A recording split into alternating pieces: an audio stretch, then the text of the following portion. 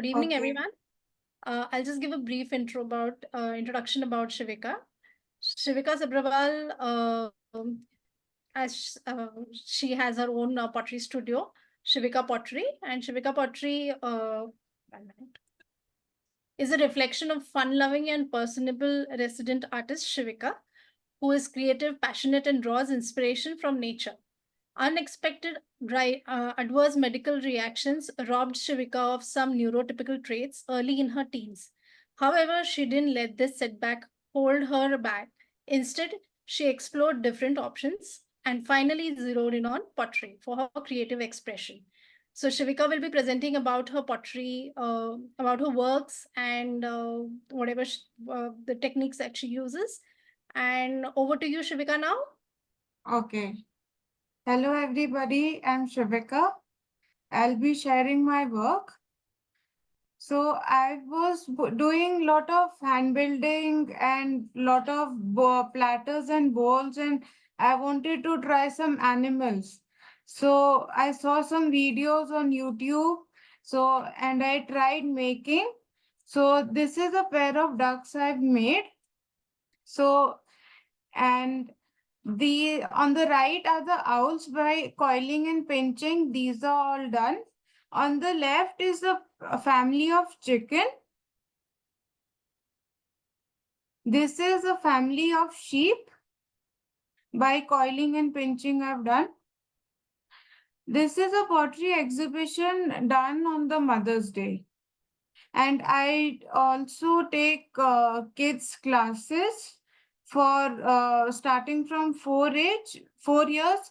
And on the left, this is a healing nest in Gurgaon for special kids. I've done they came to my studio and I've done classes with them, and they want to come again also. And on the right is the Sri Ram school. I went there to do a pottery workshop with the kids. And I have my own studio and do classes there. I do my own work. I've done exhibitions and looking forward to meeting everybody. Thank you. Okay, that's sweet. So, okay. Do you work alone, or do you have, how is the day looks like for you? How does the day like for you? I do on my own. All by yourself? Yeah. Yeah. I have one helper with me, Okay. and both of us work together. Okay. That's lovely work. Right now we'll Thank you. stop sharing for you because Okay. Ashwini will start with her Okay. presentation. Okay.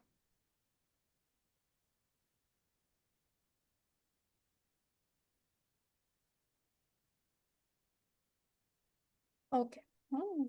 I'll just mute you as well. Okay. Hi, Ashwini. I'll just give a brief. So Ashwini comes from a small village with a progressive agriculture and a strong educational background. She completed her master's in marine science in 2004. For a decade, she worked as a research scientist in Piramal Life Sciences and made her career shift to ceramics in 2015. Today, she works in terracotta, stoneware, and earthenware. Her interest lies more in expressive art than in functional wear. So we'll hear it from Ashwini now. Yeah. Over to you. Thank you, Kshitija.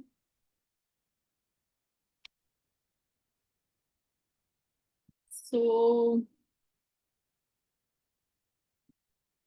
this is what basically I am. One second. How do I make this disappear?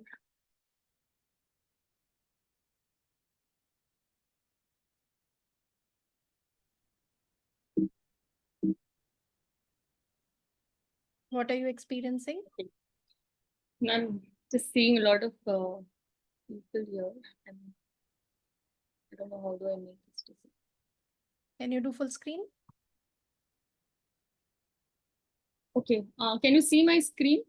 Yes, we can. So this is basically me. As Kshitija mentioned, I come from a small village and I've experienced nature firsthand. So that is where my inspiration basically lies, like a lot of us, the artists. And after for 10 years after I worked in drug discovery and pyramid life sciences, in 2015, I just thought of trying my hands on clay. And that is where it started with Rekha Goel at Pottery Lab. And then later on, like once I experienced this clay, I think for me there was no looking back. I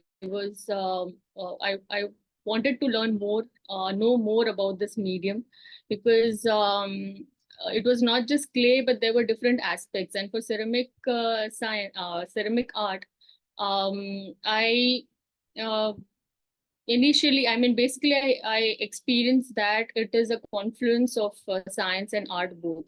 So for me, it was kind of win-win situation, that the best of both worlds.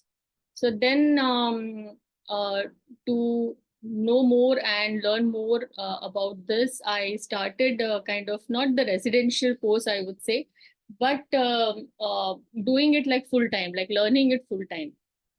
So that is how I went to Akar Pot Art after I came to know about it. And Rajesh Kulkarni, Rajesh sir, and the entire team, the entire environment was so supportive for a person like me. And the journey began with less technical and more of the creative work. So that is how, I mean, I went on making mistakes and they went on correcting me. So that was a good learning that I gained from Akar. And later on, the icing on the cake was when Sandeep sir shifted to Indapur, just like close by from there. And whatever I know about clay, glazes, their chemistry, and all the firing processes, the different types of firings and anything, it is because of him. And 24/7, as we all know, he's available to share his knowledge, offer help, and everything. And it was his interest in my learning, I mean, my scientific and artistic interest. He had so much of faith, which gave me the confidence to take this ahead. And that is how I started, I seriously took up this hobby as a profession. And I'm grateful, and my gratitude goes to all my three teachers who have helped me, come, I mean, reach till here, whatever I am today. And that is how we began. And for me, ceramic art was always been my not just inspiration from nature or whatever I used to do as a child, but the events and experiences from the joint family that I was brought up in. So my grandmother, basically, she used to do a lot of rangolis then, because we were so culturally and traditionally inclined, and I mean we still are, but it was that influence was always there with me, and it has been there till now. So making something in ceramic art, whatever used to come to my mind, or whatever even still comes to my mind, is the experience that I have gained from there, the influence that is still there. And that is how I translate that into my art. So wall art and murals have been my basic fields of interest in ceramic art. So I tried something new recently, and this I did in stoneware with underglazes. And it has a story, of course, behind this, like how the small each element has added to this art. Like whenever I make something, and there is a point where either you are satisfied, you're not satisfied, and there comes a point where you add elements, you make changes, or you think over it, and you come to a point where, okay, now I can just leave it there. So this is also one of the art that went through that process, and it took some time to come and be put upon the wall, like you see here. So this is just another way of displaying it. This is in stoneware, which I had done with Rekha in one of the workshops. And this is very close to my heart for a reason that this is basically just what I am probably. It is give and take with the universe. Just being there, I mean, my soul, my mind just calms there when I'm connected with it. And this is how I translated my expression onto the stoneware. So this is the sgraffito method that I used, and then the slip, the contrast that I wanted to show. Then this mural is quite intricate. This is actually my first work after I started in 2021. Initially, when my studio just began in 2018, that is just after that COVID struck and I had to shut down everything and restart in 2021. So I had to shift everything from Bombay to my native place, which is Bordi. It is on the borders of Maharashtra and Gujarat. So I travel there, I stay there, work there, and come back. Like it's like on and off thing. And this is the first piece that I started making. And this is nothing, it is not a story or something, but just that a lot of things that my life is about. So there's some spirituality in it. There are some scriptures which I am very much looking into, like most of probably the work that I'm planning ahead is going to be a lot of scriptures, maybe, I don't know, but that's my thought. And some part of me, some just freehand, and there's nothing particular as such about it. But it was nice making this mural. I used oxide washes for this, and it turned out to be like a good piece. That's what I could say. This is my attempt at making platters as a mural, like wall mural. There were other few pieces which went bad actually, and the underglazes didn't work on them, and so this is what I displayed, and it just looks the minimalistic art. This mural took quite some time because this is very intricate. That carving is actually what I love, what I enjoy doing. It takes hours and hours to you just sit and keep on doing and worry about nothing. So that is the best part that I like about carving. And then I used underglazes. Underglazes lately I have used a lot in spite of developing my own set of glazes, because actually because of the space constraint, to be honest. And there, I mean, I have not been able to work in glazes for quite some time. So rather than just doing nothing, I thought that I would engage myself in this part of glazing and see and just work it out and just try and learn. That's all. So that is how I have used underglazes lately for quite a bit of my work. And this actually means for me, it's like how everything revolves around the space, the universe. The designs or the free hands and the carvings that I have used in this, or the each piece, how it is different, is just a representation of how each one of us is different. But everything comes down to these elements that we live in and we live with. And for me, everything revolves around them. So designs are a representation of my what do you call, emotions or my thinking or everything aesthetically.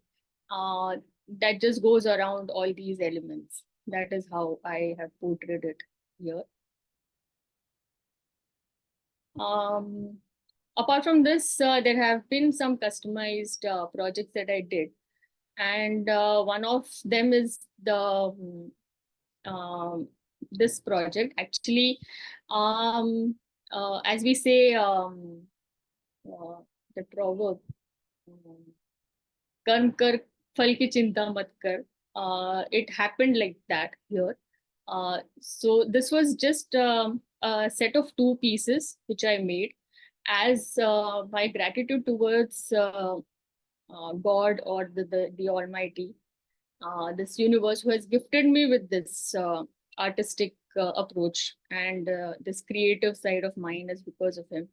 And for so many years that we have been, or like I have been buying things and gifting or presenting, I thought that, once that I've learned something and it's because of him, let me just make something from my out of my own hands and present it to him. So I just made a set of two pieces. This was overnight, this thing. And when I presented it, this was so appreciated that I got a bulk order for this. And that project was huge. And this is what it was about. There were some changes that they wanted to make in what in my original design. So I had to customize this, and this was for an event as we see here. The challenging part in this was, of course, there are actually quite a many. First was time constraint, that I had very less time to deliver this project. Second was the elements in this each piece. So as you see, there are like tiny flowers. There's the stick. There's that kamandalu, the slippers, and everything. And um, the article is such that the mold couldn't be made for every piece. I mean, every element of this. So the only mold that we could make is of the slippers. Again, the I don't know what it is called, but then the round thing on the slippers for the on the padukas, that was also handmade. So it was like literally I took like just 2 days at a stretch. I sat for like the entire day doing nothing else than this, and making those flowers in small and I mean in 2-3 sizes, making those leaves and those sticks and everything. And this project wouldn't have been possible without the help of Aakar Pot Art. The first thing that I did when I received this project was just pick up the phone and call Rajesh sir and ask, I mean, cry for help that, this has come up suddenly out of nowhere. I'm not prepared, and I need your help. And he was there. I mean, he just said, okay, you just tell me, how do we do it? We'll work it out and we'll see. So this was a nice experience, amazing experience for me, which we completed and delivered in time. I am actually before time. So this was the entire the space which was filled with the artworks, and this was the final product which we designed, and it was delivered. So this project actually taught me a lot of things, right from the commercials to the creative and the meeting of the client's demands. Like sometimes when you agree to some things, sometimes when you don't agree, and how do you come to a meeting point where you can, sort it out and get things done. So this was a great learning for me. This is the team I'm thankful to. The boxes, of course, you see, and a lot more behind. These are some of the functional works. which I'm not very good at, but I love making mugs. And it was just, the client was like, you just make mugs. I just want something made from you. I mean, mugs made from you. And as usual, whether this is my signature touch or whatever, I couldn't let go things without making some designs on it. So here it goes, just making just freehand designs on the mugs. So these were the recent ones. Again, a nameplate. Nothing very spectacular about it, but I enjoyed making this one. All these small aspects of this, the designs, the composition. How do you make it? How do I, what do I include? Whether because it was completely up to me. You just do it and we will take it. That was the approach. So just making my own thing there and giving me the freedom is a good thing to do actually for an artist. So I enjoyed making this as well. This is also a close-up just to trying to show the intricacy of this art piece. This was also a customized nameplate, and even this client was just you make it as if you're making it for your own house, and I'm going to put it up. So I took up a little bit of challenge of trying to see if I can make something intricate, which has all the possibility of not standing before firing and after firing and till the delivery of the artwork. So it has all the potential even now. So, but still I said, I'm going to try this. Let me see whether I can do it or whether this works. So this was the nameplate that I successfully managed in spite of all the cracks and the drying and warping and everything. And I just love this piece for a lot of reasons. And I cannot just, I can just go on admiring this on and on. So this was another piece. Raku is something that I just love doing. The first time I did Raku with Sandeep sir, and I couldn't stop thinking about it. I just wanted to make more, do more, and see how the glazes work. Of course, I learned from him. Everything that I do is because of him in Raku and glazes.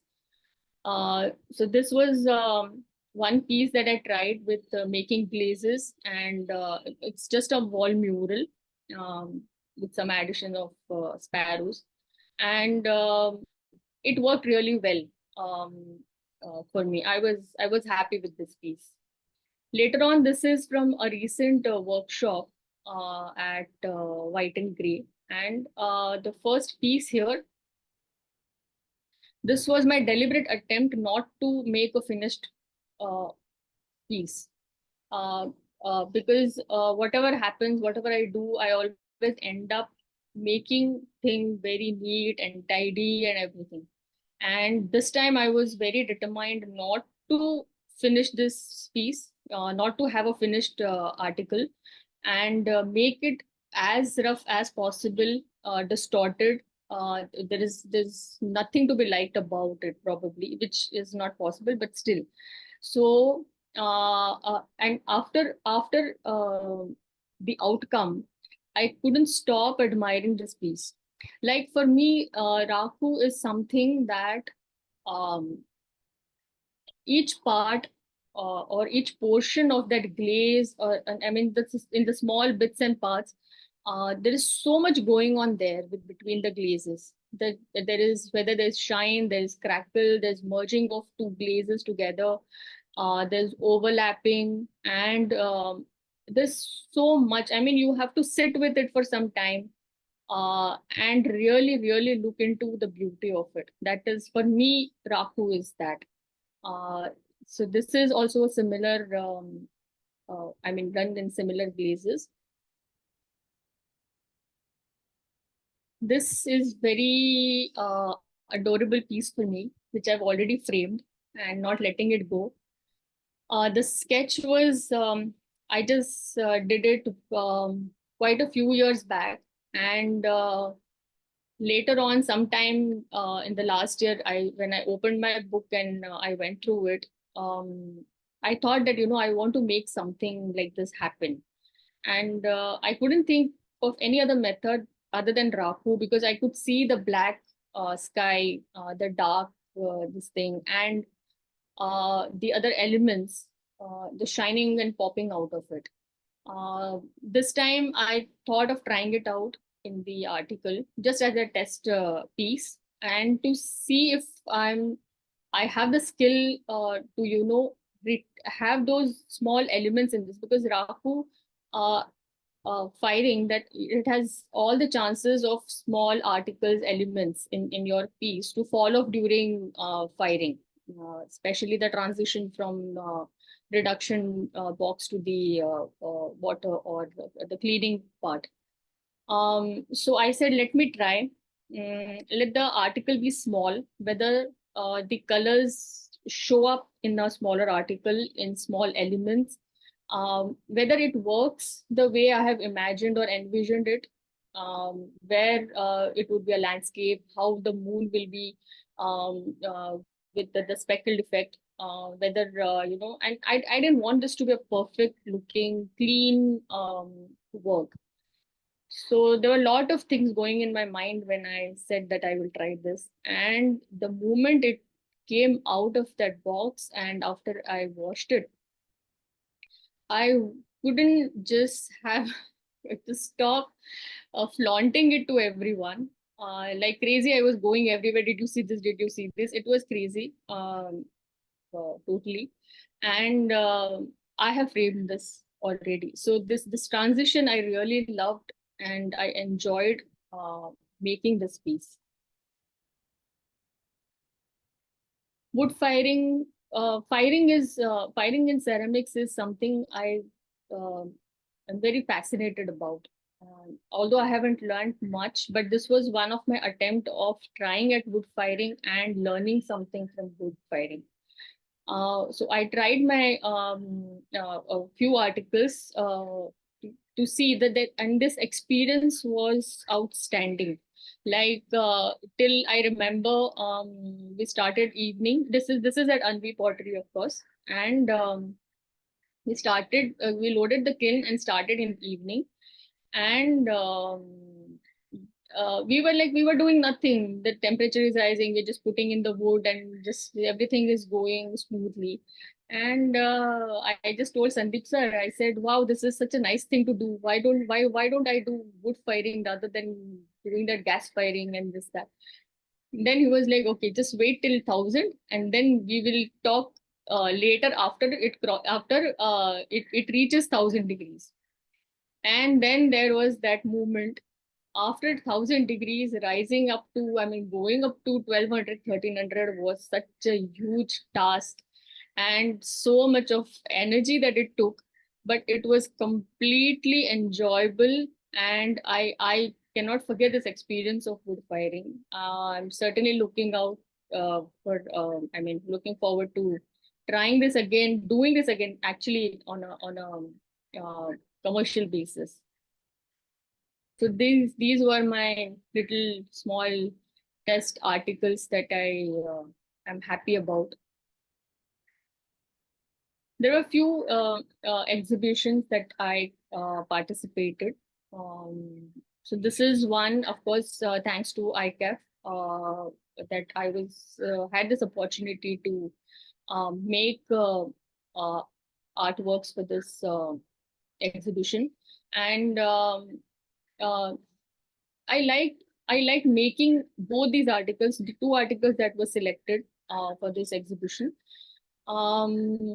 because there was a lot of thinking that got involved in this. For the first time, I was making something on a conceptual basis, which I never tried earlier. I used to make what I like, what I think comes to my mind, and you make it. But when you're given a subject, a topic, then you are made to think outside your capacity either, or the outside the box. And the topics were different, but they were very interesting. The proverbs. So I choose one, boon boon se banta sagar, and this was also the insects that have beaten me when I was during my childhood. I could never forget, and I wanted to uh, bring this into my work, because the most interesting part is the survival instincts of these insects,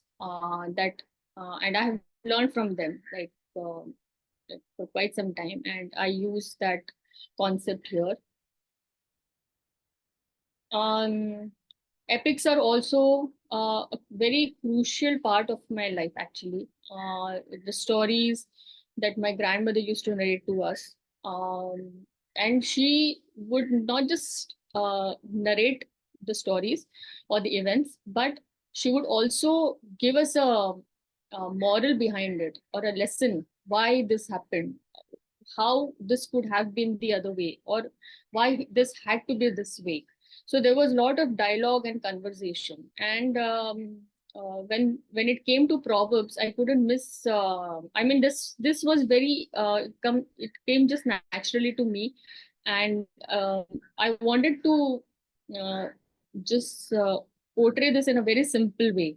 So I just made a simple representation of this proverb: "All that glitters is not gold," and these were the two artworks that were selected.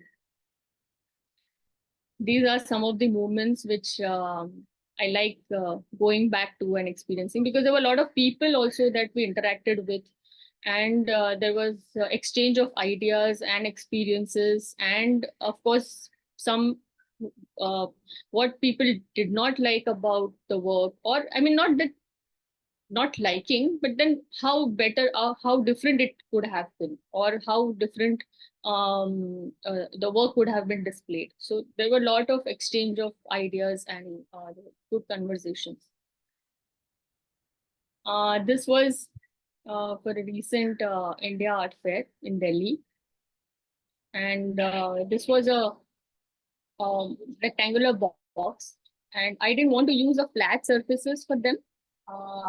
Want to make it a little something different. So I used the corners and made the entire piece to be experienced as whole, and not only the four surfaces of this article. Making it circular was also easy, but then somehow I just thought of this, making it in a box, and making this as a one this thing. And the muse for this comes from this idea. Being my own muse, kind of, just not bragging about myself. But I like both these pictures, and it just crossed my mind, and I used in my works. Glazes are something that I'm working on. Around 2000 mid-range glazes I have experimented so far, developed them so far. Different textures I was able to achieve, glossy, satin. There were surprisingly speckled effects, which I just loved seeing them after doing the making the base glazes, like the blends that I used, line blends, and triaxle and quadraxle. So these blends really helped me develop the glazes and learn more about each material of the glaze. So and that's still going on. Other glazes that I tried is raku and ash glazes. Ash glazes didn't work the way I wanted them, so that work is still in progress. And I'm looking forward to developing more of my own set of glazes. Sandeep sir is always there to help me and guide me whenever I'm stuck. And I want to use my already developed glazes and the ones which of course I will develop, but then the set that already I have, I want to start working in stoneware, and implement those glazes. And actually, the reason behind developing glazes or studying more glazes is just, of course, curiosity and my interest. But also, there was, for a long time, I've been thinking, and it has been on my list of making sculptural works. And there are certain ideas that, okay, I want this work to look like that, or I want this texture on my work, and I want it to be displayed in such a certain way. And for that reason, I want this type of glaze. I want this, not the oxide washes or something, but a proper glaze that I would want, and I can make and use it over and over again whenever I want.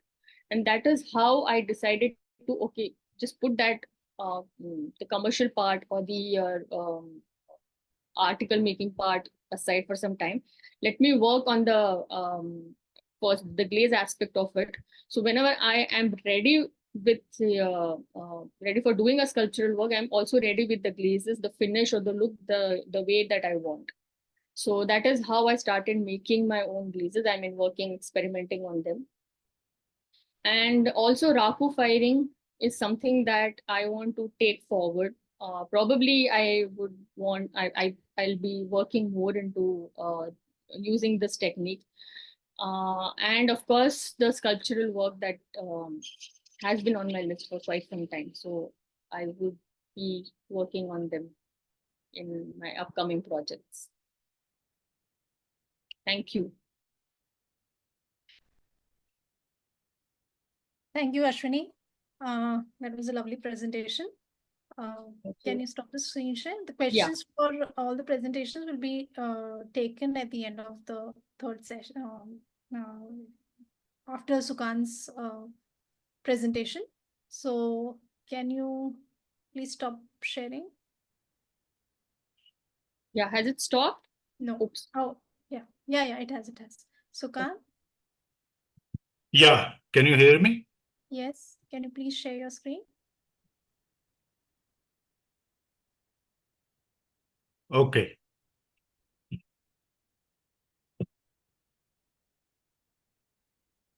Okay, so I'll just introduce Sukant Saran. He's a scientist as well as an artist. He's now retired from Tata Institute of Fundamental Research, Mumbai, and currently lives in Bhopal. He has held many solo shows of his artwork. His work is intimately connected with scientific concepts and the structures revealed by scientific investigations. He believes that there is a great beauty in science and that beauty needs to be expressed artistically. He finds it very stimulating to juxtapose clay, one of the most ancient art materials, with the contemporary scientific ideas. He strives to find a balance between the aesthetic of form and scientific accuracy. Can you share the screen, please? Yeah, I am sharing the screen. You Sorry. tried it. Yeah, no worries. Okay.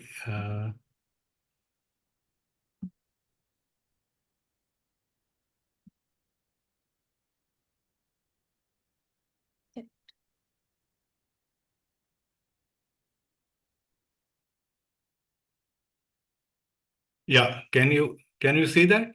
Yes. Okay.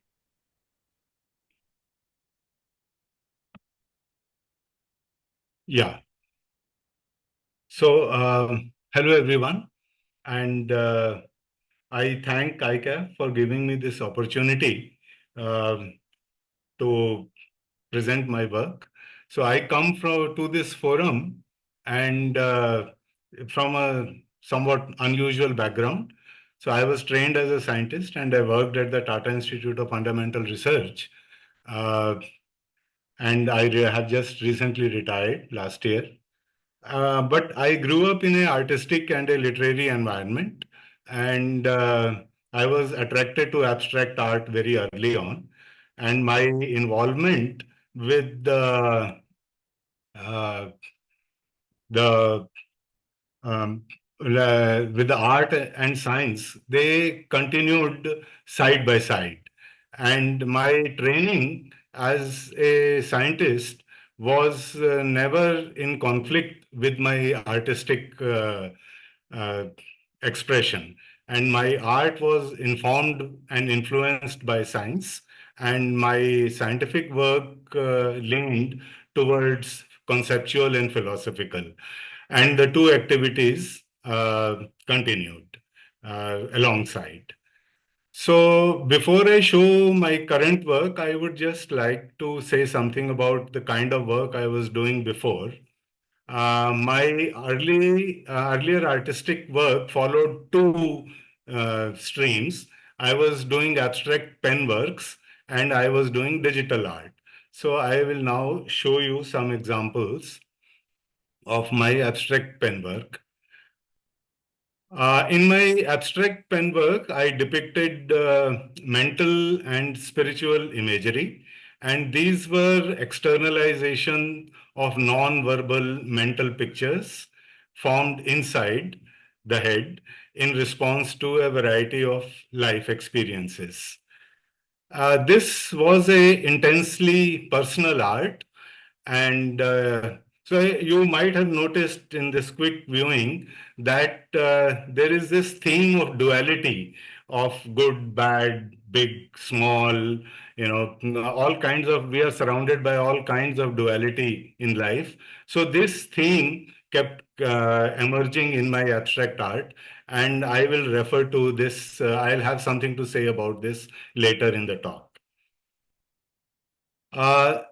And I had two solo shows in 1998 and 2001 at Nehru Center, Mumbai, of these abstract works. The second stream of my artistic work was the science-based digital work, and that basically depicted topical scientific themes in a artistic manner. So I'll just show a couple of examples. This picture was based on a scientific idea that atoms are essentially empty and hollow. So you see, atoms consist of a nucleus around which electrons revolve. But atom is extremely small, and the nucleus is million times smaller than atom. And if we imagine that atom to be as large as a cricket stadium, then the nucleus would be as small as a broken tip of a rice grain. Electrons are mostly on the upper surface of the atom, and the atom is empty from inside, hollow like a bubble. So when we walk on the solid ground made up of atoms, in a sense, we are walking on bubbles. So this was another work which I did digitally. I'll just explain a bit of science behind it. So we tend to think of matter as something that fills space and moves through the space with time. So there are theories which describes these particles as not something different and separate from space and time, but they are a particular distortion of the space-time itself. Thus, everything is just space-time. The particle is a distorted space-time, and the part of it gets curled in a specific way and becomes a particle. So this is a something very close to the metaphysical concept of oneness. And so you probably have again noticed that there is some duality is coming in the my work in this mode also. So I had about 3 exhibitions, solo shows of my digital work. So these were basically shown in academic institutions. My first exhibition was at Bangalore and was organized under the aegis of Indian Academy of Sciences. Some of my work is on display in various scientific research institutes. So around 2010, the two strands of my work, abstract pen works and digital art, they started coming together as I became interested in making sculptures. So after trying out working with metal and wood, I settled on clay as I was bewitched by its flexibility, pleasure, and the satisfaction it provided. So now I will show, and this sculptures also I had a solo show in 2022. So my sculptures are hand built, and they express the ideas and concepts of modern science, mainly from physics, mathematics, biology, and also philosophy of science. So I begin with the scientific idea and play with the form in such a way that the aesthetic and the scientific content find a balance. So now I'll show you some of my sculptures, not in any chronological order, but and also try to explain the scientific ideas behind them. So let me start with what I consider as my first success in combining the two strands. So the theory that describes atoms and molecules is known as quantum mechanics. See, the fundamental postulate of quantum mechanics is very counterintuitive. The particles like electrons, protons, and others are not treated as small hard balls, but as waves. So here a particle has been visualized as a packet of wavelets, uh, a bundle of concentrated energy called quantum. And the wavelets suggest a motion along the vertical axis. Uh, So the modern science began with the mathematical description of space and time. So initially they were considered independent of each other, but Einstein's theories, they fused space, time, and matter in very unusual ways. So quantum can also be considered as a particular distortion of space-time itself. I have already referred to it in one of my digital work, which I showed earlier. One easy way to visualize that distortion is to consider a whirlpool moving in river. The whirlpool is nothing but the water itself, and so everything is water, but this whirlpool has this identity of its own. So I made the same concept was tried in making this sculpture, Quantum 1. So a distortion in the smooth cylindrical surface is moving along the vertical axis. So here you see the distortion is quite random, but there is every reason to suppose that the distortion can be, that the distortion is mathematically tractable. So we really don't know. So there is a lot of scope of taking liberty. So in another version of the sculpture, Quantum 2, the distortion of the space-time was represented by what is known as a sine wave, a simple sine wave. So you might have heard of the Big Bang, and Big Bang is the start of the universe, and that is the uh, place where the space and time themselves were created. And the space has been expanding since then. So this peculiar and a counterintuitive notion posits that any observer in this universe, irrespective of its own position, would find space expanding in all directions. So there is a lot of geometrical ideas involved in this, mathematically, but those are very complex ideas. And this sculpture tries to incorporate the notions of space, geometry, and expansion. But this is looking at space at a very large scale. The space at a very small scale is very different from the space at the large scale, and physics till now has not been able to reconcile the ideas of space at a small scale and the ideas of space at a large scale. So so while the large scale structure of the universe is intriguing, the nature of space at a very small scale is equally bizarre. The space in the tiniest of the volume is never empty. It is permeated by so-called quantum fields, which show small random fluctuations in their values at any given point. So it has been theorized that virtual particles are being constantly created and destroyed in this so-called empty space. So they cannot be observed directly, but their cumulative effect has been measured. So this sculpture tries to depict the ceaseless activity of the vacuum at the ultra microscopic scale. So the mystery of time is truly mind-boggling, and the science still struggles with it. Time is, for a physicist, is a fourth dimension in addition to the three XYZ of space, and is represented by a line.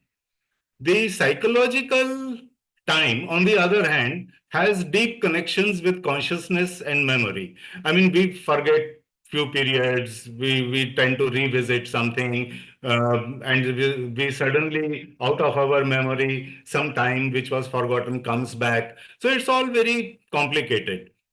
The psychological time is much, and it's not simple as a line. Sometimes you find 1 hour is not passing, and sometimes the entire day passes in a blink.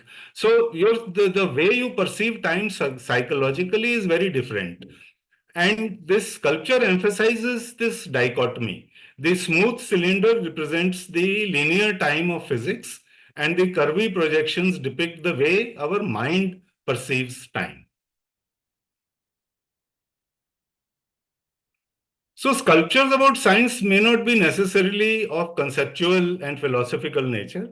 You need not know about latest developments in science to make them. Ordinary processes of everyday life can also provide the inspiration.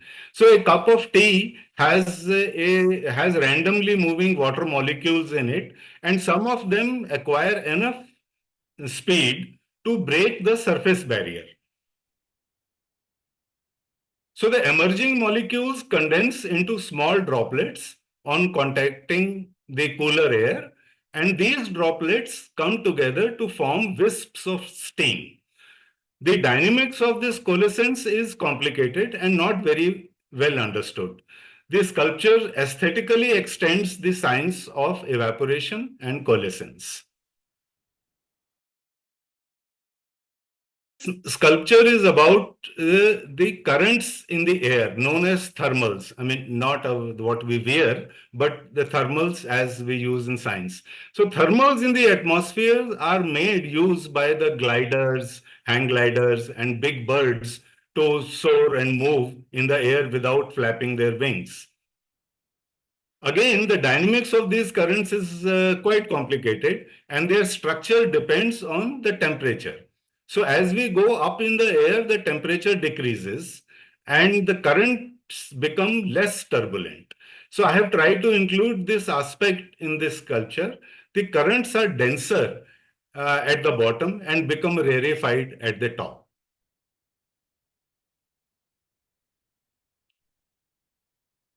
So I had mentioned duality earlier. So there are, apart from the dualities in life which we face every day, there are dualities in science as well. And they provide a very intriguing glimpse into the metaphysical dimensions of science. And I have tried to depict some of these dualities in my sculptures. So order, disorder, so science is fundamentally a quest for order in a complex and a disordered world. In nature, we find order and disorder merging into each other seamlessly. Here, a solid whose molecules are arranged regularly is melting into a liquid made up of randomly moving molecules. So another duality is the wave-particle duality, which I have earlier also mentioned. This in quantum mechanics, the particles are waves and waves are particles. So there is no difference actually.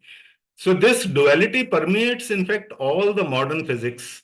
And in these sculptures, particles are coalescing to make waves, and the waves are becoming localized particles. So there is another duality called matter-antimatter. So theories of physics postulate the existence of antimatter. Matter is what we see all around us, but there is also exists antimatter. So antimatter was discovered in the process of what is known as pair production. A production of an electron and its antiparticle called a positron. So the exact mechanics of this transformation remains difficult and obscure, but there can be speculations. So I have taken the liberty to use the concept of a half turn of a Mobius strip to depict the particle-antiparticle pair production in this sculpture. Now there are two components of any duality, and they might interact. So imagine this a W-shaped curve, and its mirror image is an M-shaped curve, and let these two be combined. And so if they don't combine, the resulting shape can be seen as representing the complete reality and interacting components. So this sculpture actually has a very strong resemblance with what is known in physics as Feynman diagrams. I cannot explain the technicality of all those things, but Feynman diagrams are a very clever technique to describe and calculate the interaction of fundamental particles like electrons and protons. And this sculpture has a very strong resemblance with a Feynman diagram. In the rest of my time, I would like to share with you a series of sculptures which I made on embryonic development. So the development of the complete body from a single fertilized egg, which keeps on dividing and differentiating, is both complicated and beautiful. So the fertilized egg divides into two, and then four, and then more cells. So let me show you some of the sculptures. I have gone through this journey, and I will explain the science along with the sculpture. So this is a two-cell state. So the first division has just occurred, and all the complex dynamics which is taking place inside is suggested by the contours on the surface of the cell.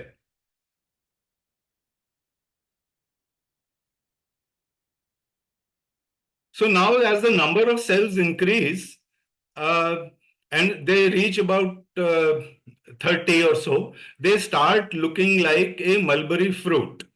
And this mass of cells is called marula, and this phase is depicted in this sculpture. So, you know, there are different types of cells in our body. Our skin cells are different from our eye cells. Our brain cells are different from the cells of our ligaments, I mean, or our muscles.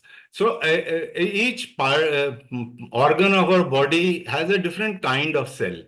So and this all has started, they have come from one cell only. So how does that happen? Because they differentiate. As the development takes place inside the embryo, then these cells, they change themselves into the cells which they are destined to become. So this is the stage where the first differentiation of cells occur. You see, in a marula, the outer cells are different from the cells which are inside, because the inside cells are surrounded only by other cells, whereas the outer cells are surrounded by the environment of the womb. And so this particular differentiation takes place, and so outer cells of the marula, they form a hollow cavity, and the inner cells are deposited on one side of the cavity, and a small maquette which I always wanted to make bigger but somehow could never do it. So here the inner cell group It is the inner cell group that develops into the human body further. So what it does is it rises. It rises from one side and forms two layers. So two cavities and two layers. Just hold on, please.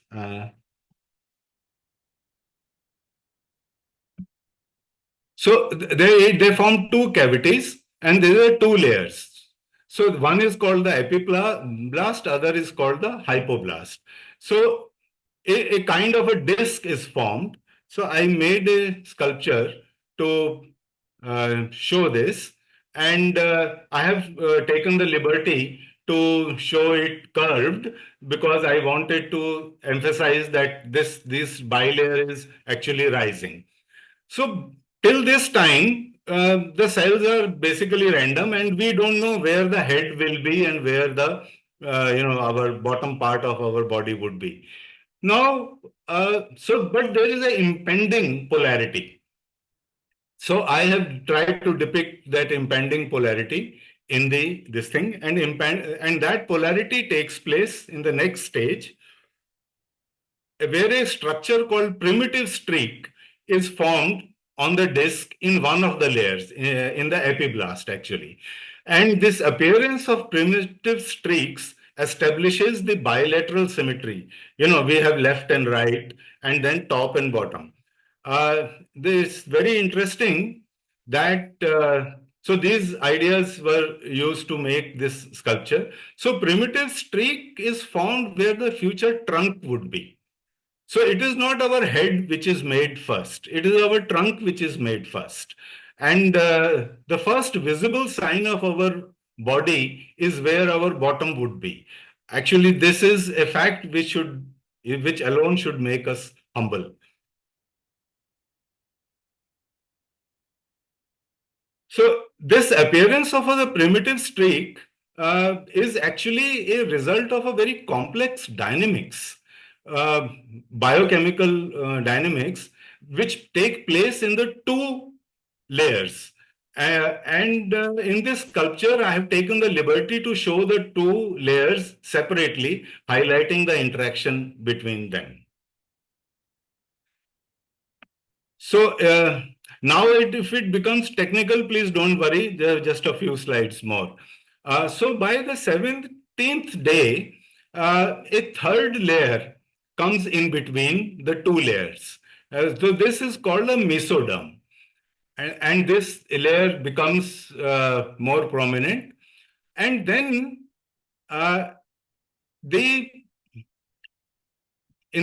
through the primitive streaks, the upper layer starts coming down and forms this kind of a structure. Okay. And so now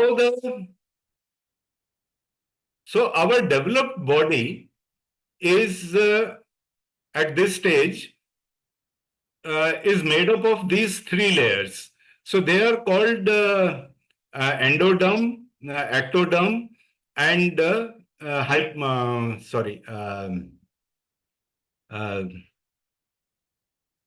and mesoderm. The middle one is named as mesoderm.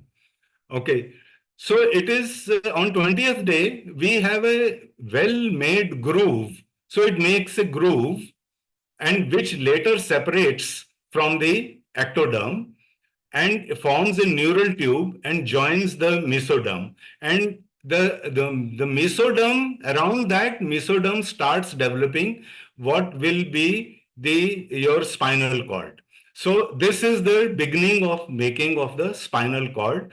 And see, the process of this folding, separating from the first layer, after folding and then twisting and separating, goes on continuously. Most of the body parts are made in this way.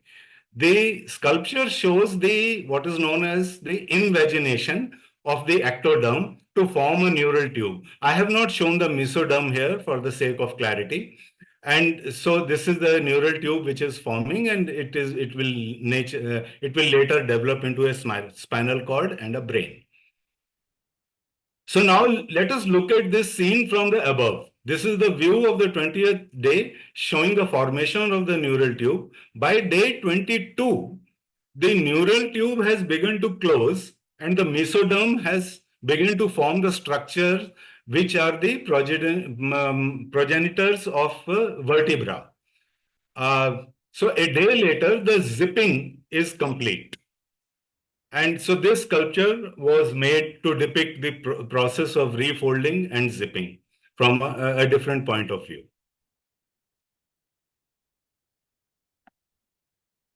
So now let us look at the same scene from the side. Folding is not happening in just one layer. All the three layers elongate and twist in such a way that the endoderm forms the gut tube where the intestine will form. The intestinal tract becomes narrower, which later develops the umbilical cord. Broadly speaking, the ectoderm makes the outer skin. The mesoderm, apart from the vertebra, makes other bones and muscles. The endoderm makes the lining of the gut and the organs as the side branches of the gut tube.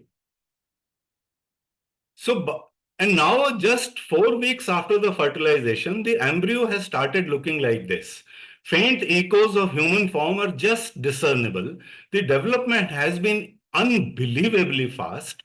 The buds that will grow into limbs have appeared. The complete set of vertebra has formed.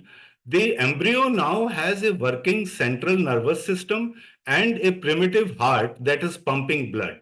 So it has a circulatory system that is carrying the blood to the different parts of the embryo.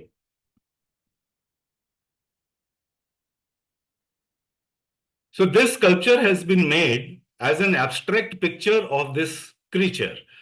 Almost all the organs have started to form and are functioning to a certain extent. The development of limb, buds, eyes, and internal organs have been indicated through the stylized motifs on the surface. This creature, I will call it a creature, is just 1 or 2 centimeters long, is starting its life in the mother's womb, and the mother is still unaware of its existence. So in the coming 8 months, it would grow and all its body parts will be fully developed, and then it will be born.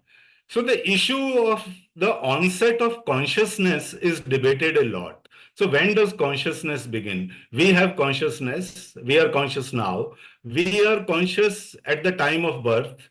We are conscious even when we are in the womb. But were we conscious in the early stages of embryonic development? So in my personal view, our friend here is conscious, sensing, thinking, and perhaps even dreaming. So to conclude, so this is the series of sculpture I wanted to share with you. So in conclusion, I would just say, make a couple of observations, some observation, that the objective, which is basically the arena of science, is not at war with the subjective. Rather, they are mutually reinforcing aspects. And the inclusion of aesthetics in scientific discourse enhances the perception of natural world. The artistic expression of scientific thought extends the dialogue between artist and nature to a new dimension. And interestingly, it is yet another way of doing science. So I will end my presentation with a quotation that there is no science without fiction and there is no art without facts. And thank you so much for your patience. And Beautiful work, Sukantji. thank you. Very Thank you. I will stop sharing. Yeah, you kindly stop sharing. Very interesting. So, participants, if you have any questions, kindly ask right now.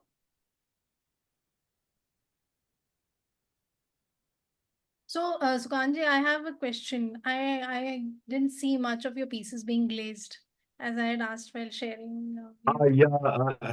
Actually, for a very long time, they were not even fired. So, I feel that since I deal with the form basically, and it's more important for me not to distract from the form by use of glaze, because the use of color, so probably some muted colors can be done, but I have not really felt the need of it. If I do, uh, you know, then I have nothing against glazing or anything, but I have just not felt the need. In fact, I have started firing them, and I stop at the bisque stage only, and very recently, and so that structurally they are more stable. And otherwise, I concentrate on the form, because that's how my thinking process is.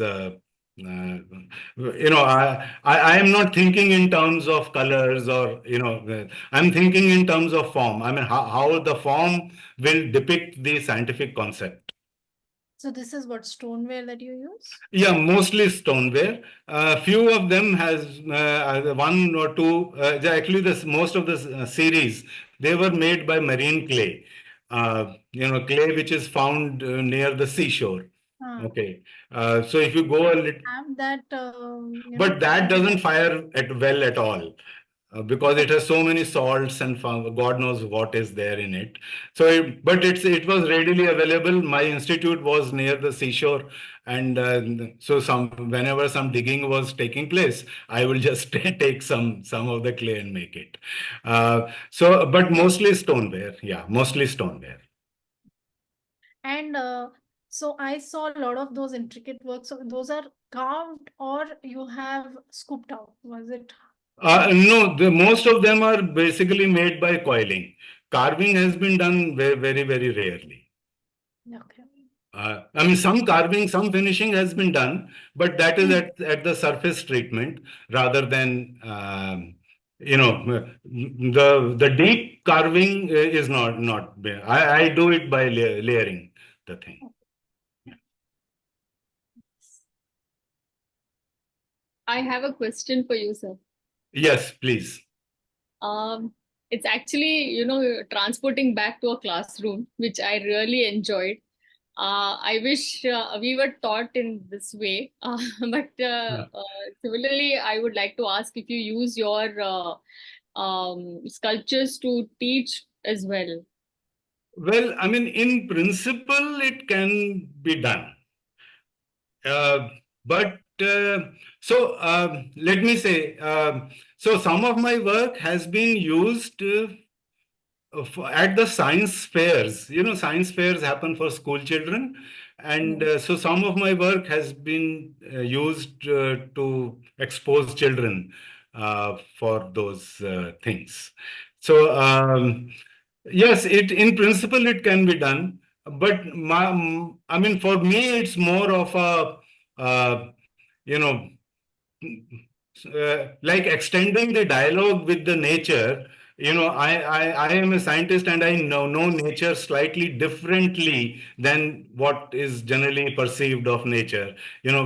Because science sort of allows you to go beyond what is visible, beyond what is apparent. Okay, at the root, quote unquote, root cause. Okay.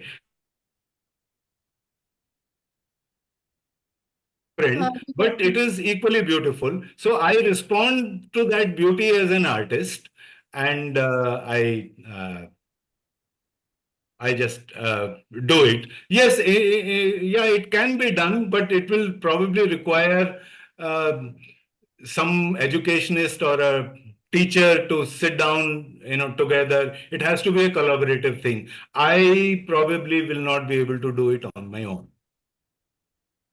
But interesting. So, I mean, I I just wanted it to go on and on. I mean, learn some, see more of the Well, work. they had given me a time limit, so I had to shrink it. I'm willing to go on and on. Quite interesting. Thank you, sir. Thank you. Thank Yeah. Any more questions? Yeah, I think that is it.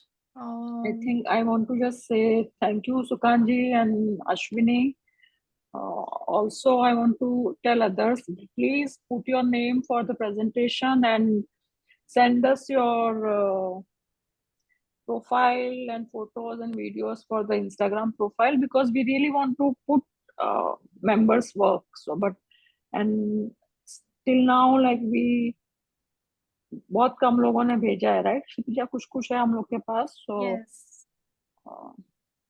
So yeah, and requesting all. also Please Sukant ji, you also share your work images. yeah, I नहीं have आया है. already done that. yeah, he's done. I have अच्छा, already आया है. done. Okay.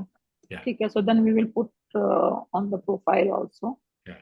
So okay, To thank you. whom And this way we are also like meeting people, and nice to know all of you, like Shivika, Sukant-ji, Ashwini I met personally, so yeah. Yes, tell Shivika. to whom should I send the photos to? I will connect with you, Shivika, later on. Okay, I will just get it done. Okay.